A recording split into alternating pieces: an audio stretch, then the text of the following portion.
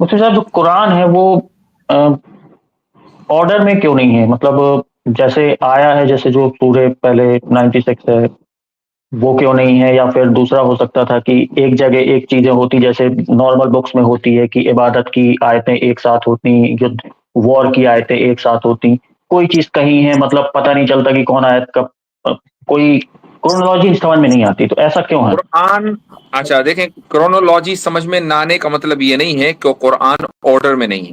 قرآن کا جو آرڈر ہے وہ اتنا پرفیکٹ ہے اور اتنا یونیک ہے کہ ایسی دنیا میں کوئی کتاب نہیں ہے کہ جس کا آرڈر اتنا پرفیکٹ اور یونیک ہو، ٹھیک ہے۔ ہاں وہ سمجھ میں نہیں آ رہا، وہ بات الگ ہے، چونکہ کسی بھی چیز کو سمجھنے کے لیے obviously بات ہے کہ کچھ نہ کچھ کوالیفیکیشن ریکوائرڈ ہوتی ہے۔ آپ کوئی بھی کتاب، مثلا سائنس کی کتاب اٹھا لیں اور سائنس آپ نے بالکل نہ پڑھی ہو، ایون دو آپ وہ لینگویج جانتے ہوں، تو جب سائنس کی ٹرمینالوجیز استعمال ہوں گی تو آپ اس کتاب کو، سائنس کی جو ہوگی، وہ سمجھ نہیں پائیں گے۔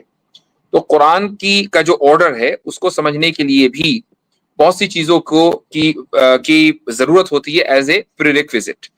تو ہم یہ اصل میں اسیوم کر لیتے ہیں کہ قرآن بھی ایک عام انسانی کتاب جیسی ہوگی، کہ اس میں بھائی چیپٹر 1 ہے تو اس میں سارے جو ہیں وہ پیوریفیکیشن کے مسائل ہیں، چیپٹر 2 ہے تو اس میں پریئرز کے مسائل ہیں، 3 ہے تو اس میں روزے کے مسائل ہیں انسانوں کی۔ کیا آپ کو نہیں لگتا کہ قرآن کریم جو خدا کا کلام ہے وہ کتاب، اور ایک عام بندے کی، بلکہ خاص بندے کی کتاب بھی، اس میں زمین آسمان کا فرق ہونا چاہیے؟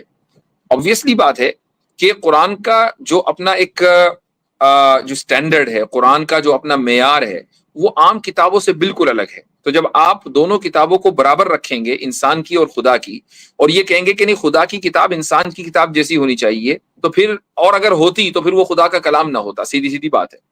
ان سب کے باوجود یہ نہیں کہا جا سکتا کہ اس میں آرڈر نہیں ہے۔ آرڈر اتنا زبردست ہے کہ سورہ فاتحہ، مثال دے رہا ہوں، سورہ فاتحہ، آپ کوئی بھی کتاب کھولیں تو کتاب کے شروع میں پریفیس ہوتا ہے، اور اس کے بعد بھی چیپٹر 1، چیپٹر 2، چیپٹر 3، اس پورے جو جتنے بھی چیپٹرز آتے ہیں وہ پریفیس میں جو کچھ لکھا ہوا ہے وہ اس کی انٹرپریٹیشن، اس کا ایکسپینشن ہوتا ہے۔ سورہ فاتحہ میں پورے قرآن کا خلاصہ ہے، اور پھر پورے قرآن میں اس سورہ فاتحہ کی انٹرپریٹیشن ہے۔ اور میں ابھی آپ کو یہاں اس وقت اگر بیٹھ کر میں چاہوں تو آخر کی جتنی بھی صورتیں ہیں، سورہ عصر سے لے کر، اوکے، والعصر ان الانسان لفی خسر، سورہ عصر ہے، پھر سورہ ہمزہ ہے، پھر سورہ فیل ہے، پھر سورہ قریش ہے، پھر سورہ ماعون ہے، پھر سورہ کوثر ہے، پھر سورہ کافرون ہے، پھر سورہ نصر ہے، اس کے بعد سورہ مسد ہے، پھر سورہ اخلاص ہے، اور معوذتین ہے۔ آخر کی جتنی صورتیں ہیں، ہر ایک صورت کی ایک دوسرے سے اس میں جو کنیکشن ہے، وہ ان کا آرڈر ویسا کیوں ہے، اور ان صورتوں میں جتنی آیتیں ہیں ان میں آرڈر ایسا کیوں ہے۔ اگر 1 گھنٹہ میرے پاس ہو نا صرف اسی کام کے لیے، تو میں بہت آسانی کے ساتھ بیان کر سکتا ہوں۔ It's just that you don't understand۔ Okay, ایک اور چھوٹی سی آیت ہے قرآن مفتی صاحب کی، اگر یہ کتاب خدا کے علاوہ کسی اور کی طرف سے ہوتی تو اس میں کوئی نہ کوئی غلطی ضرور ہوتی، تو مطلب کوئی بھی انسان اگر کوئی کتاب لکھتا ہے تو کیا یہ لازمی ہے کہ اس میں غلطی ہوگی؟ کئی مہینے پہلے ایک صاحب آئے تھے عامر حق صاحب کے یہاں، تو انہوں نے کہا تھا کہ نہیں میں ایک کتاب لکھ سکتا ہوں جس میں کوئی غلطی نہ ہو، تو ان سے کہا تھا بھائی ٹھیک ہے، پھر لکھ کر لے آؤ۔ تو وہ پھر آئے کہنے لگے کہ نہیں میں 1 صفحہ لکھوں گا۔ تو بھائی 1 صفحے اور کتاب میں تو فرق ہے، تو میں یہ آپ سے بھی کہہ سکتا ہوں کہ بھائی پھر ایک ایسی کتاب پیش کریں کہ جس میں کوئی غلطی نہ ہو۔ نہیں، میں تو رائٹر نہیں ہوں، بٹ لے آئے، پھر جو رائٹر ہیں اس سے لے آئے۔ جی مسٹر ایکس بھائی دیکھیں، غلطی نہیں ہونے سے مطلب آپ کیا لے رہے ہیں؟ کس طرح کی غلطی؟ شاعری کی کتابوں میں کوئی غلطی نہیں ہوتی، مطلب جب آپ کہتے ہیں غلطی تو کس طرح کی غلطی کی بات کر رہے ہو؟ تو شاعر کو یہ اختیار ہوتا ہے کہ وہ چاہے تو زمین کو گول بنا دے، چپٹی بنا دے، وہ چاہے تو اس کو جو ہے کسی دنیا سے باہر کر دے، وہ کچھ بھی لکھ دے، وہ غلط نہیں ہوگا۔ تو جب آپ غلطی کہہ رہے ہیں تو کس طرح کی غلطی کی بات کر رہے ہیں، اس کو ڈیفائن کریں آپ، تو پھر آپ بہتر طریقے سے سمجھ پائیں گے کہ قرآن کا چیلنج کیا ہے۔ وہی میں جاننا چاہ رہا ہوں، قرآن کس طرح کی غلطی کی بات کر رہا ہے؟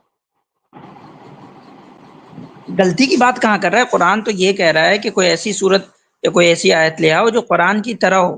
تو قرآن کی طرح ہونے کے بہت الگ الگ نہیں، میں نے یہ نہیں کہا آصف بھائی، میں نے یہ کہا کہ اس میں ایک دوسری آیت ہے جو کہتی ہے کہ اگر یہ خدا کے علاوہ کسی اور کا کلام ہوتا تو اس میں لو کان من عند غیر اللہ لوجدوا فیہ اختلافا کثیرا، اس میں اگر یہ قرآن اللہ کے علاوہ کسی اور کی طرف سے آتا تو اس میں بہت اختلاف ہوتا، یعنی اس میں کانٹرڈکشنز ہوتے۔